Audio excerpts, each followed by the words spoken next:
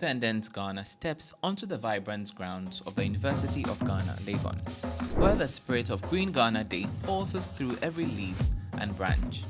As the nation rallies behind this inspiring initiative, we explore the lush ecosystem and ecoculture that makes this university a green sanctuary. To highlight the Green Ghana Day, a reforestation program aimed at restoring the country's lost forest cover, our journey takes us into the heart of the university's stunning nursery, home to a diverse array of plants, some grown for their sheer beauty, others nurtured for their medicinal purpose. On this tour, Senior Curator of Grounds and Environmental Health at the university, Mr. Philip Quay, tells us the university has long embraced this idea, fostering a deep ecoculture that champions biodiversity, conservation, and green innovation. How long has this facility been? I mean, how long? Because if I'm supposed to aim, I believe maybe a decade old, because some of the trees here look quite old. Oh, this facility is as old as the university. Okay, wow. The seedlings are recently nursed. Okay. So they relatively young. Some are less than a year. Okay. But for the trees, they are very ancient. old. The grounds and environmental health, they are responsible for taking care of the trees and the plants on the university community. Okay. So consistently, we have been doing this tree planting. But in the last 10 years, it has been very, very consistent. Okay. Like we know the effect of climate change. So, and if you look at even Accra, for instance, you don't have any real eco place, Certainly, like a garden. So University of Ghana, we are keeping the trees and the vegetation as a sort of a microcosm of the environmental areas where people can go and enjoy in fact, when you just leave campus, you see that the ambience changes because of the trees that definitely, we have. Definitely. Maybe if you can pinpoint some special plants here, I don't know if you'd want to highlight any. These ones, you can put them in your room. Okay. You know, plants also filter the CO2 and also it filters a place when the place is polluted. So these are one of the plants that you can put in your room. Is there a specific name for this kind of plant? It's aglonema. Okay. It's aglonema. Wow. Yes. Aglonema. We have different types. We have the other one, like the one down there.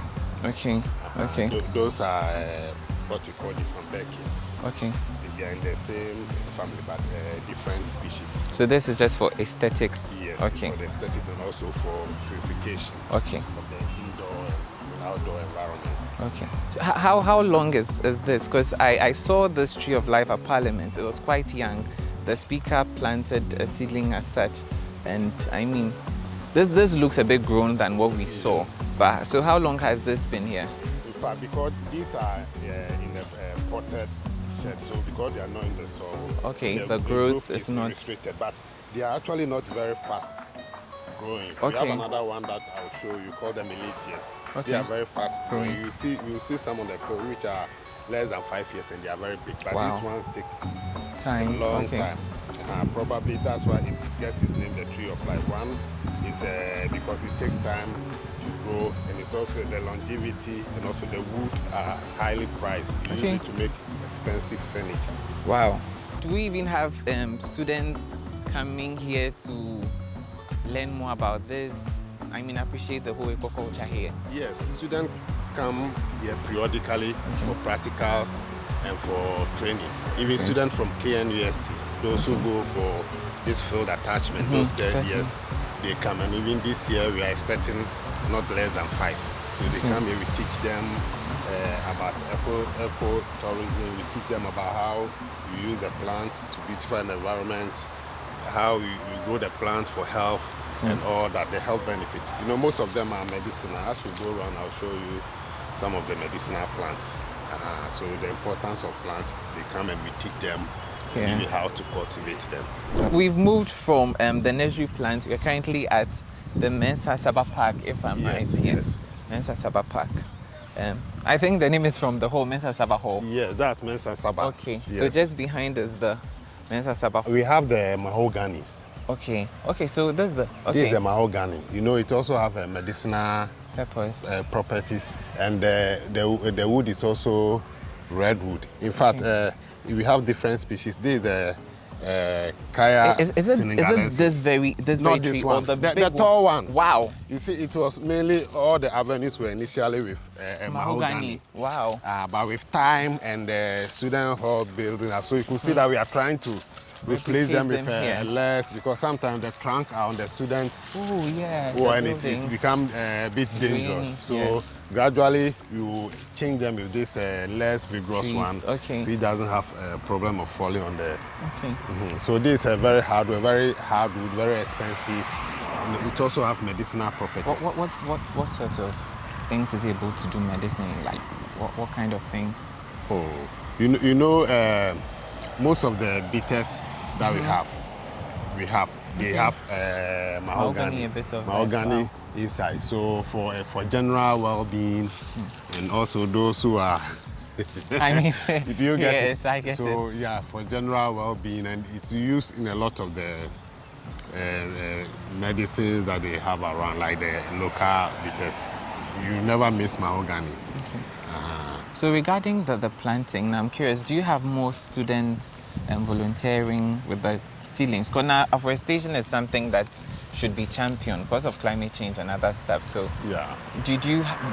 is your outfit open to have more students coming in volunteering? Is there any, let's say like an initiative where you invite students in to engage in more planting? In fact, a lot of the planting that we have done with students. Okay. We have done planting with Adventist student group, Catholic student group, and some few others. So they have been involved. But for the initiative, it's something that we are doing, like one student, one tree, tree yes. sort of. So it's something that we are trying to put into the system, so that before a student leave here, at least he can identify one tree. But I must say that it's at the initial stage. We haven't started, but the student group, sometimes we be there, we want some place to plant during their student group, when they have all those weeks as well. well. Yes, weeks, it definitely has to be. Then we give them an area, then they go and plant. We go and supervise and they plant. I think it would even be a good initiative where, I mean, it would be more of like a competition among halls to see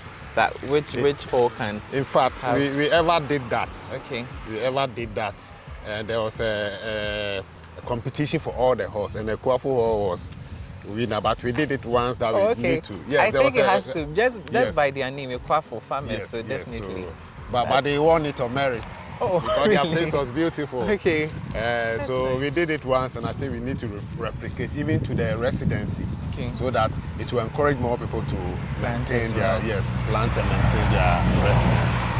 But have there been, with regards to keeping the whole vegetation cover, have there been any challenges? As you said, when it rains, then you can have these huge trees posing as danger. They are hazardous in that state. Are there any other challenges? Yeah, the main challenges is the equipment. You know, once in a while we have to do periodic maintenance, but we don't have the equipment. So, but when we see that some of them are critical, we go for high equipment and we prune all those things. But once in a while, a tree may fall somewhere. So but we have a group which goes around and inspect those which are dangerous, and we take them off. You know, these are, you see them like they are very, very huge. Yes, they are very, very huge.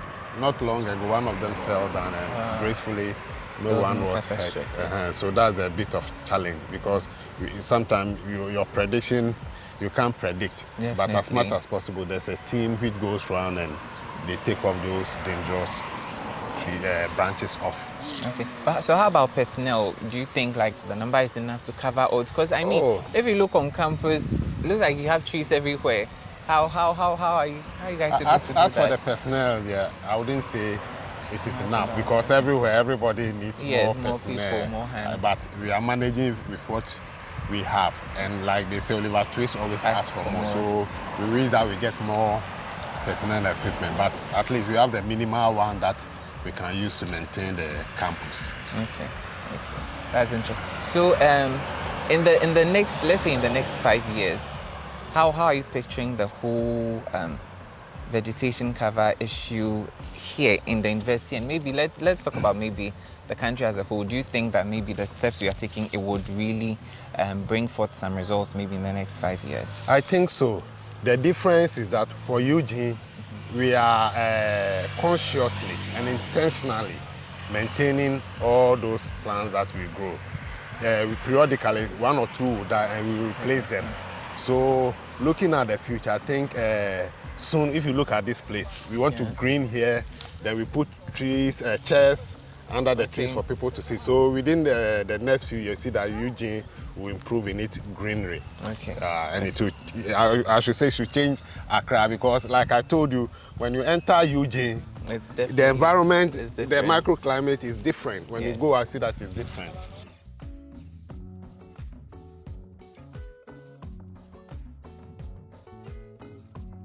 One of the endangered. This is a silk cotton. They normally call it a kapok tree.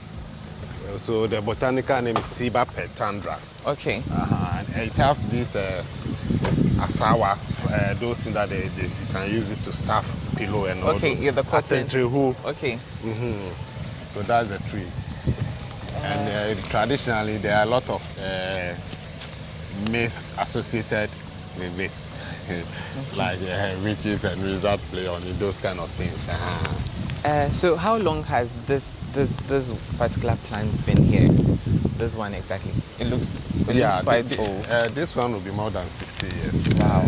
Because it's part of the initial planting. And this is a no-touch area. Also, when you see a tree like that, you will be afraid to cut. So definitely. They are highly protected. And they are going, extinct in the country. They're endangered. Yes. Because people, it's actually a soft wood, unlike mahogany. That's hard. So if you want to do boards and all those things which require lighter weight, that's what people use most. For the mahogany is for maybe furniture, hardwood, redwood. Yeah. So this one is also highly priced because it's readily used. Okay. So is there anything that the university itself is doing to ensure that it keeps this species around here? Because I mean, you made mention about having 4 here. Are there any other plans to maybe plant others somewhere to keep it? Yeah, it's something that we are doing. We have seedlings from the Forestry Commission that periodically we will be planting them. Yes, and in fact, some of them we have taken some of them home. You could see that this one is even marked. Yes, it's marked. It's marked, but if we can have the camera just a bit close. So it's marked, so it means it is getting time that we have to cut it. Yes, but not now. You know, it has a feature. Sometimes the branches, you see this one. Okay. They ripple. So okay, you can see the wind. Yes, you see. So this is the mark he was talking about. And you said the mark is to... It means it's marked to be taken off in future. Because there were some here that we took off. Okay. So it's marked, but we assess it and see that it doesn't pose any imminent danger. That's why it is there. I mean, as you can see, its branches extending. Yes. And you know, the way it is so huge, you cannot even climb that you are going to do anything. And like I told you, we don't have the equipment. So when it becomes necessary, we have to hire equipment for a day, 2 days, 3 days, even up to a week. Is there any size? What size does it hold? Because I can see that its roots go as far. How big is this tree? Is there any sort of measurement we have? It should be close to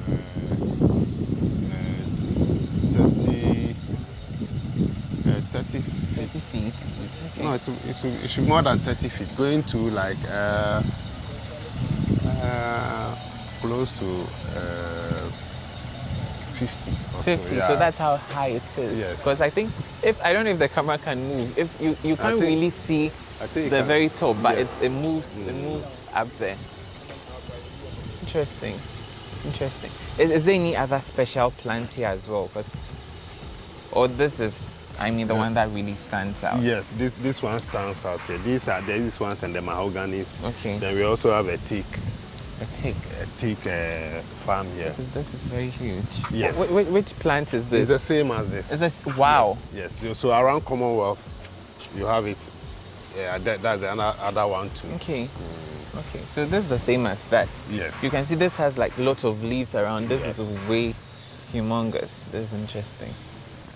Okay. So I mean, then it would be fair to say the number of seedlings we are planting, if everything goes right, we should be having double and triple of all that we see over here, which should help. Yes.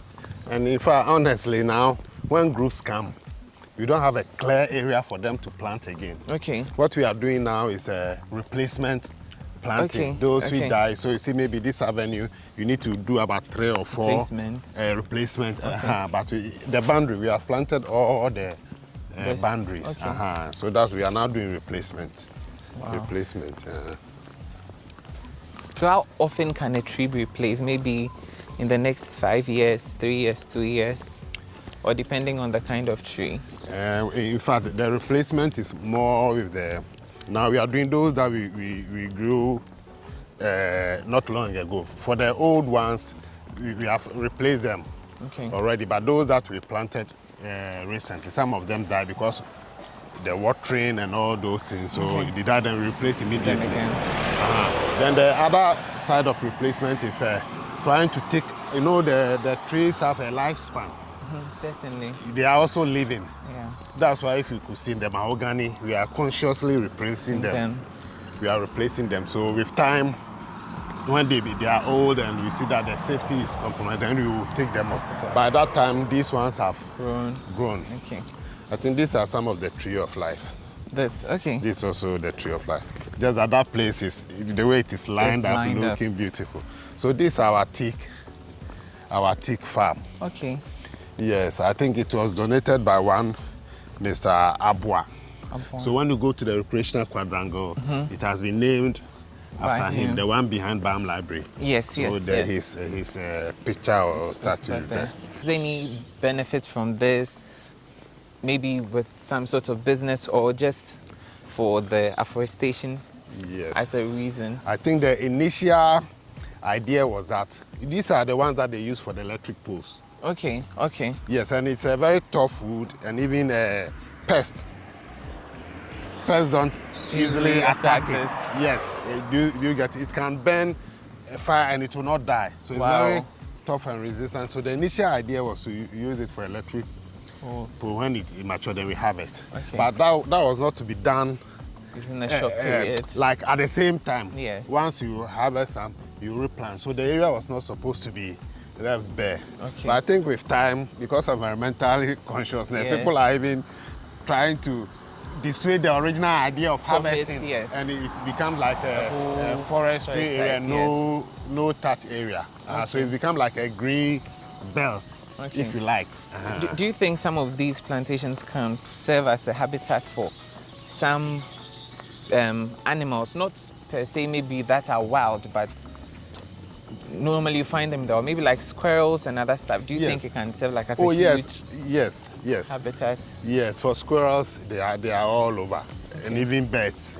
We have a lot of birds, the squirrels, the monitor lizard, and of course, the snakes. The snake. Some time ago, we used to identify the monkeys, but later we learned that they escaped from the zoo or something. So we have monkeys. I think these are all parts of the, is it tree of life? Or these are the tree of life. So, yeah. Wow. So they are very famous tree of life. They are very tough, very hard wood. So they are used for prized furniture. Okay. Yes. Wow. Is this a peas plant, or what this plant one, is this? Yes, it's a pea, but this one is a flamboyant. Okay. The Lonis regia, flamboyant. When it is in bloom, very beautiful. All the top is like flowers. Okay. This is the flamboyant. You see from the name, very beautiful, majestic. It is. Yeah. Wow. But so currently, what period are we in now? This one is very fast growing. I think it's about 5 years. Okay. This particular. So this is the off season. in full bloom, all the leaves change like the rainbow colors. Okay. And I mean, with per the name, you can tell maybe this for aesthetics, beautification. Yes, the primary is for aesthetics. Okay. Yes. How long would it take, I mean, ordinary for this tree to live before it starts to wither? It depends on the particular species. You know, this Okay. one, the way is very, it grows very, very tall. So if you have to do a sort of maintenance, Okay. only, otherwise, within the next 20, 30 years, It will just be every. you will lose it. Yeah. You do the maintenance only. Okay. Yeah. The University of Ghana stands as a shining example of how small acts of care can shape a nation's future. Launched in 2021, the Green Ghana Day initiative aims to combat climate change through reforestation. Since its inception, over 50 million trees have been planted, with around 30 million surviving. We look into a future where every sapling stands tall against climate change, every leaf contributes to a greener world, and every student grows as a steward of the earth. The Independent Ghana, Andy Odbami Tete.